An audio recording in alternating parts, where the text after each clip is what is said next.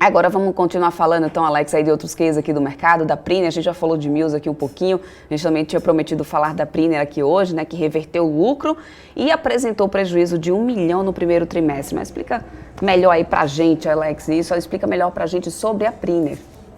Legal, Débora, eu acho que a Priner, para quem, né, não conhece, né, nasceu aí de um spin-off da Mills, né, por isso que a gente comentou da Mills anteriormente. Ela separou, né, da Mills, e a Priner é muito focada no setor de oil and gas, né, na parte de óleo e gás. E toda vez ali que a Petrobras ela faz um desinvestimento, né, ou seja, ela vende uma participação, né, ou seja, de um campo, né, ou seja, entra um outro player para assumir essa participação, a Priner ela comemora, né? Por quê? Porque a Petrobras ela está focada agora, principalmente, né, no seu core business, ou seja, ela está vendendo refinarias, né, vendendo participações que não fazem tanto sentido, focado mais em produção de águas ultra profundas, né, ou seja, o famoso pré-sal. E como isso pode impactar positivamente a Priner, né? A Priner ela atua na parte de manutenção de oil and gas, né? Então, ou seja, quando entra um novo player, né, para fazer a revitalização, né, do poço, né, revitalizar também a estrutura, né, que a Petrobras estava fazendo um subinvestimento, ou seja, não estava investindo tanto, né, que não era um core business da companhia. Então a Priner é um dos principais players, né, do Brasil em ajudar essa empresa que está aí comprando, né, participação da Petrobras a fazer essas manutenções, a fazer esses investimentos. Então ela é muito favorável, né, a essa recuperação da economia e também, claro, com o aumento aí do preço do petróleo, que também aumenta a atratividade das companhias em adquirir novos campos e também aumentar os investimentos, né, no setor. Então, primeiro a gente vai falar um pouquinho, né, dos investimentos, né, o que a companhia ela atua, né? Então a gente tem diversas frentes aqui como acesso, né? Então a gente tem aqui projeto, delineamento, montagem, locações de andaimes, sistema de encaixes e de tubos, andaimes suspensos da plataforma Primer Deck e também sistemas de redes extensionadas e acesso por cordas, tá, na plataforma. Também a companhia na marca ali, né, de Smart Coat, na pintura industrial, ela também tem a máquina de jato seco autopropelida e também preparação de superfície mecânica, jato e hidrojato e pinturas especiais, tais como aí PFP e poliureia, tá? E também isolamento térmico, né, e PFP, que é o projeto de fabricação de montagem de isolamentos térmicos e acústicos.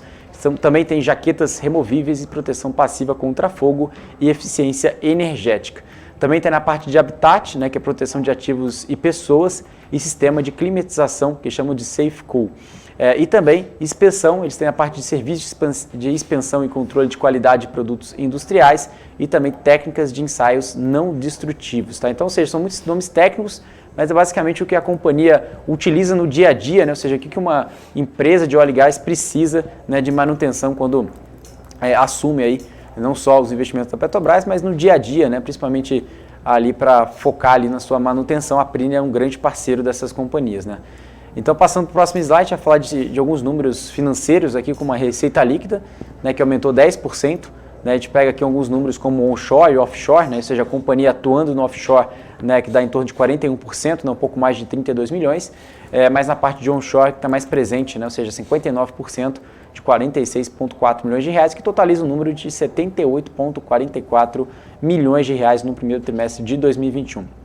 Aqui no próximo slide, a gente vai falar um pouquinho sobre essa resiliência da demanda, que comprova aí o crescimento da companhia, né, principalmente da receita. Então a gente consegue observar essa base referente ao PIB industrial, ou seja, essa aqui é a base 100, né, ou seja, a gente consegue ver o crescimento ali desde o segundo trimestre de 2020, né, um pouco mais ali de 63%, e dá um crescimento ali da receita desde a paralisação, né, que confirma a retomada parcial de contratos antes interrompidos, e o descolamento do PIB industrial mostra a robustez da demanda pelos serviços da companhia, né, ou seja, a companhia crescendo mais do que o PIB industrial. Também o efeito corroborado, né, pelo significativo diversificação de clientes, então, ou seja, a companhia ela vem aumentando o seu leque de clientes, que vem diminuindo o seu risco operacional e também o seu risco financeiro, e também conquistas no ambiente offshore, como a gente consegue observar ali um pouco mais de 59%, que são clientes onshore, então eles vêm também aumentando novas conquistas de clientes offshore. E também receitas por segmento, a gente consegue ver essa estratégia de diversificação com resultados comprovados, né? Então a gente consegue ver aqui a maior parte como eles atuam, né, em oil and gas, 36%, na parte de petroquímica, 39%, mas também tem na parte química, papel e celulose e mineração, como parte minoritária, né? Lembrando, mineração em torno de 1% ali, que saiu de 2020, no primeiro trimestre, para agora para 8,4%, e também petroquímica de 16%, e na maior parte aqui, oil and gas, 43,9% já no primeiro trimestre de 2021. Tá? Então a companhia vem focando nesse segmento. E os novos clientes do grupo Priner, né, quais são? Né? Então qual que é essa estratégia de diversificação? Aqui são alguns clientes, né, inclusive a própria NTS, né, para quem conhece ali que tem um investimento ali pela Itaúsa, né, a cervejaria Ambev, também tem a Danone, né, também tem a Braskem, que também é listada na Bolsa, e outras empresas aqui, né, a Suzano também que é listada, e outras grandes companhias aqui, como Johnson & Johnson, aqui no Brasil, tá bom? Esses são alguns players aqui que utilizam os serviços da Priner. E a gente falando aqui agora de alguns números também financeiros, a gente tem a receita líquida, né, em evolução mensal desde janeiro de 2020, né, a gente tem aqui em base 100, ou seja, a companhia cresceu em torno de 24%, né, de receita líquida desde ali do início da pandemia. Lembrando que em fevereiro até maio ali a companhia perdeu em torno de 43% de receita líquida, mas também cresceu próximo ali de 98% para um pouco mais de 124 milhões de reais. No próximo slide, a gente vai falar um pouquinho sobre lucro bruto e margem bruta.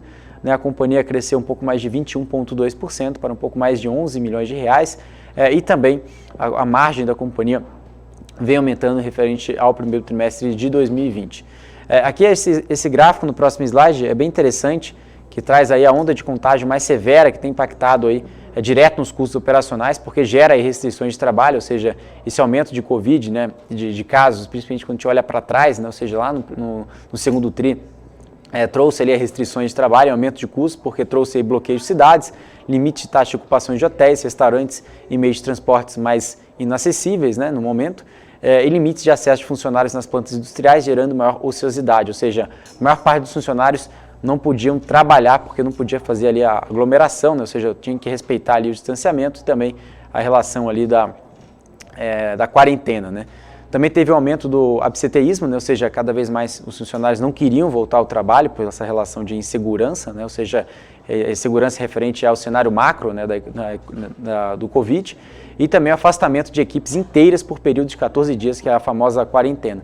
Também tiveram restrições de embarques em unidades offshore, ou seja, as pessoas ali, né, os funcionários, colaboradores não puderam embarcar nessas unidades offshore no período que foi mais crítico ali da pandemia, que trouxe uma ociosidade maior do serviço, e também períodos de quarentenas com pagamento de horas extras não trabalhadas, tá? Então isso também trouxe um impacto do custo muito grande. Então a gente consegue ver nesse gráfico, que traz aqui principalmente o número de contaminados no trimestre, enquanto isso impactaria, né, em relação ao custo da companhia. A gente consegue ver em relação da margem bruta, tá, com referente aqui ao crescimento do número de casos. Tá? Passando para o próximo slide, a gente vai falar um pouquinho sobre despesas gerais administrativas, né, e também a gente consegue ver aqui essa despesa, né, da companhia também vem aumentando, né, em torno de 17,3% referente ao primeiro trimestre de 2020, em relação ao primeiro trimestre de 2021. Tá?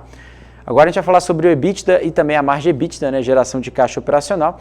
Né, a companhia, né, saiu ali no primeiro trimestre de 2021 um pouco mais de 5,3 milhões, né, de reais, né, também uma queda de 66,6%.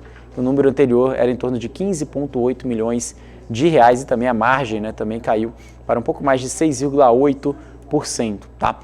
O EBITDA, a gente vai falar um pouquinho também no próximo slide, né, o que foi realmente impactado. Né, a companhia teve ali variações de despesas gerais administrativas em torno de 1 milhão de reais, e também um impacto em volume, aí a variação das atividades que também começaram a voltar, né, referente ao quarto trimestre, em torno de 2 milhões de reais positivo, e esse número da companhia no EBITDA do quarto trimestre, que saiu ali de 8,1 milhões de reais, como eu comentei ali no slide anterior, ressaltando, né, o número de EBITDA, né, geração de caixa, para um pouco mais de 5,3 milhões de reais.